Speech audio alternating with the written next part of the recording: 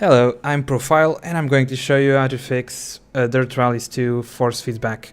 So first thing I want to get out of the way, force feedback is very subjective, that's why I'm not very specific in this guide. And if the game is not detected in the first place, I'm going to link an article that shows how to fix that.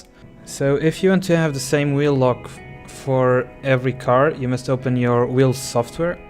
In this case, I've got the Thrustmaster TS PC Racer. You want to set whatever angle you want, apply it, and one more detail is that some companies have launched new drivers for their wheels, so you might want to check that out.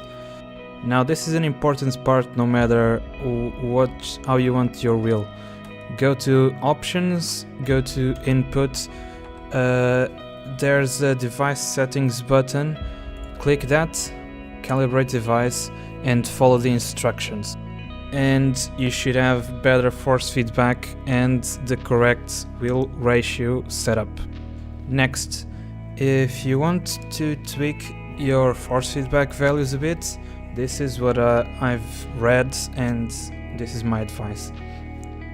You should go to C/program files 86/steam/steam apps/common/dirt rally 2.0/input/devices, and you're going to find the device_defines.xml. You will see your device here somewhere. What my advice is to tweak the FFB force, which from what I've read is a value that is supposed to be in the 0 to 10 range, which by default is at 0.9 for a lot of wheels I've seen here, including mine. And this part you'll have to tweak a bit because it will depend from wheel to wheel. You can copy this kind of if you have TS PC as me, but what you need to do is not go too high of a value or your wheel will not be able to give you all the forces. Will clip the force feedback and it will feel numb, so don't go too high. Another thing that I've seen and is on my wheel by default is FFB friction.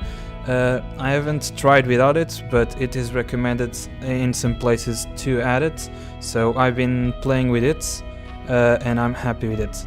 Next, if you haven't closed Dirt Rally while you edited the file, close it and open it again, come back to the connected devices, select your wheel and click it. You will see here in vibration and force feedback, and what I've read is that the first thing you have to do is tweak your self-aligning torque.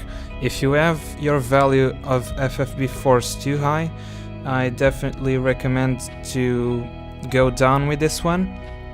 And my recommendation is tweak this value first.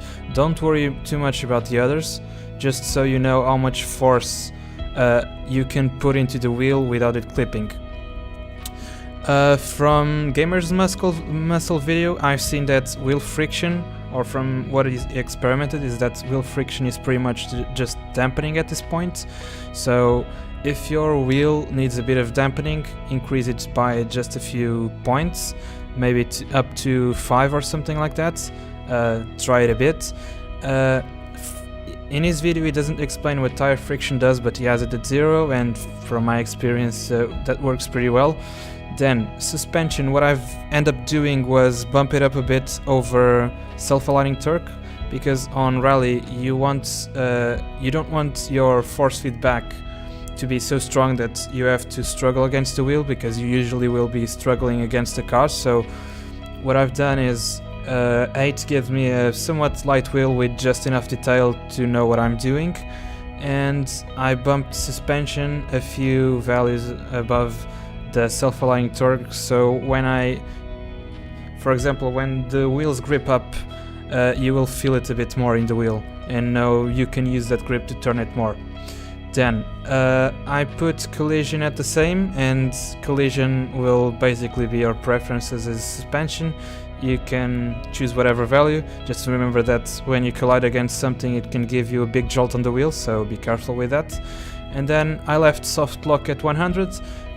This will be the game stopping the wheel from moving. So if you are in the car with 540 wheel rotation and you are in a wheel with 1000 degree rotation, the game will not let you go above the car's wheel lock.